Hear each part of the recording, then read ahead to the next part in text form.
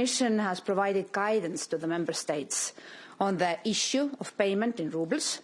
We made clear that this is a unilateral change to contracts, unjustified by commercial reasons, and it is perfectly legitimate under commercial law to reject it. We have explained that payments in rubles lead to a clear breach of sanctions, as they provide assets for the operation of the central bank. We can speak to Bram Claeys, who's the Senior Advisor at the Regulatory Assistance Project. He joins us from Brussels. Bram, thank you for your time. I just wanted to ask you, first of all, a clip we heard there from the EU Energy Commissioner, Kadri Simpson, who says that paying in rubles through the conversion mechanism managed by the Russian authorities would be a breach of the sanctions. What's your understanding about where that leaves Germany? A few days ago, there was news that Germany would be able to use a loophole and use a bank that changes Berlin's euro payments for Russian energy into rubles and then give that to Moscow. Yes, good evening, first of all. Indeed, that seemed to be an option that was of interest to Germany and maybe to other member states as well. Going through one of the banks, Gazprom Bank, that Russia would allow to receive via that loophole rubles in payments for its oil and gas. But the message at that point was that clarification was needed, and now seemingly the European Commission has given that clarification and has closed that avenue. Of course, I imagine further discussions will be necessary, but I think it seems like Europe and the European Union is taking a firmer stance at this point, which I think is a good thing. Has this basically become a very high stakes game of chicken, that kids used to play? It's almost like who blinks first. I need an explanation from you, if you can. Who's got more at stake here? The consumer or the provider? The EU or Russia? Well, I think it all depends on how we, as a European Union, try to avoid needing the Russian oil and gas and also coal coming to Europe for our economy. At this point, energy prices are high. They were high last year. They increased dramatically, of course, after the invasion in Ukraine. The way forward, I think, is through energy savings, energy efficiency, and renewables.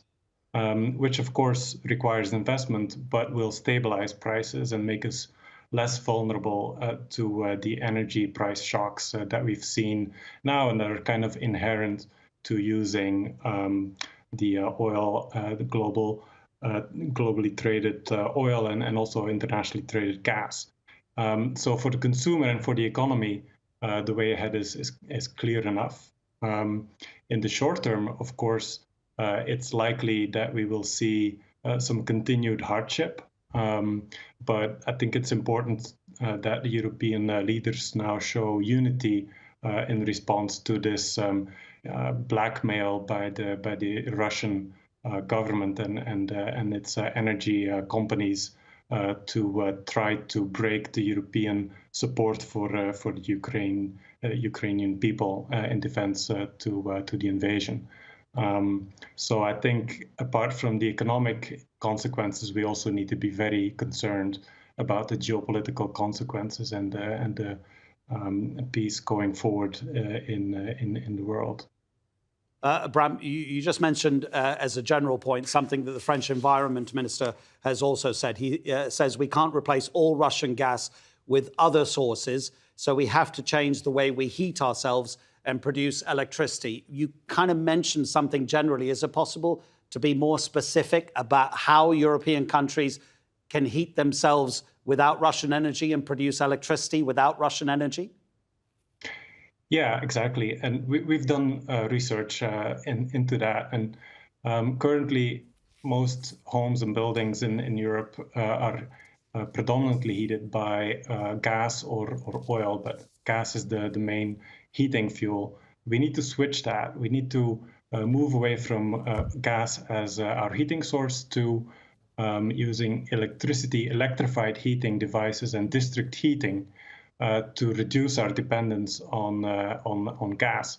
So that's through appliances like heat pumps that use the outside energy or the energy in the underground to heat our buildings much more efficiently than traditional fossil fuel heating can, combined, of course, with making our homes much more better insulated, more energy performant, and by generating the electricity that is needed to run the heat pumps through renewable electricity.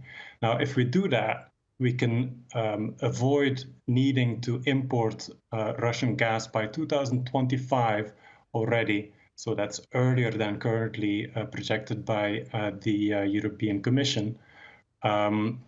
We would still need some additional sources of LNG probably, but we can import that through the existing import capacity in Europe in LNG terminals. So we wouldn't have to build new LNG terminals for that. And that's really crucial because that would take too much time and building new LNG terminals. So there are solutions out there for transport, for which oil is obviously the main fuel at the moment for diesel and gasoline. We can and are already very rapidly switching to electric transport and electric vehicles. So we have the solutions. I think now is the time to invest in them dramatically and speed up, accelerate their adoption much quicker than we are doing at the moment. But it is a time of extreme crisis. This is literally a wartime effort. And Europe can do it. European Commission has indicated that this is the direction that they're thinking. But I think they're underestimating quite how much you can achieve through heat pumps, electric vehicles, insulation. Also in industry, there's a huge potential. So we need to do it now.